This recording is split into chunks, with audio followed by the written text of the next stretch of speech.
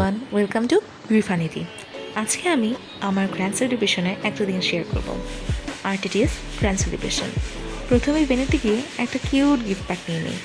এরপর ন্যাশনাল অ্যান্থেমের মাধ্যমে অনুষ্ঠান শুরু হয়। টিচারদের ইনস্ট্রাকশনটা ছিল অনেক গ্র্যান্ড। এরপর টিচাররা আমাদের কিছু গুরুত্বপূর্ণ উপদেশ দিয়েছিলেন আমাদের নিউ জার্নি সম্পর্কে। কিছু গেম শো লাইক এখানে মিম কম্পিটিশন হচ্ছিল, স্টুডেন্টরা গিয়ে পারফর্ম করছিল। আর একটা গেম শো ছিল এটা ফুটবল খেলার। তারপর আমাদের র্যাফেল ড্র গিফট দিয়ে দেওয়া হলো। And guess what, I got the raffle draw for the first time, তাও আবার থার্ড প্রাইজ। এরপর বাসায় চলে আসলাম আর এসে গিফটগুলো আনবক্স করা স্টার্ট করলাম।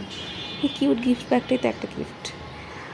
তারপর বের হবে এই তো সেই সাদা অ্যাপ্রন, যেটার জন্য এত কষ্ট করা, হোয়াইট অ্যাপ্রন আর ড্রেস থেকে দেওয়া।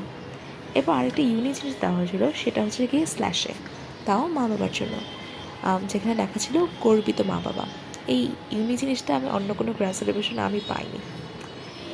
এরপর আসবে আমার সুন্দর ক্রেস্ট, যেখানে আমার নাম লেখা থাকবে এবং আমার মেধা ক্রোম লেখা আছে। So yeah, this is my crest. আর এরপর mind blowing kacchi taste top notch ছিল। আর হ্যাঁ, আমার র্যাফেল জয় গিফট ছিল একটা mini rice cooker. So thank you. আজকের দিনটা অনেক ভালো ছিল, স্মৃতির পাতে লেখা থাকবে।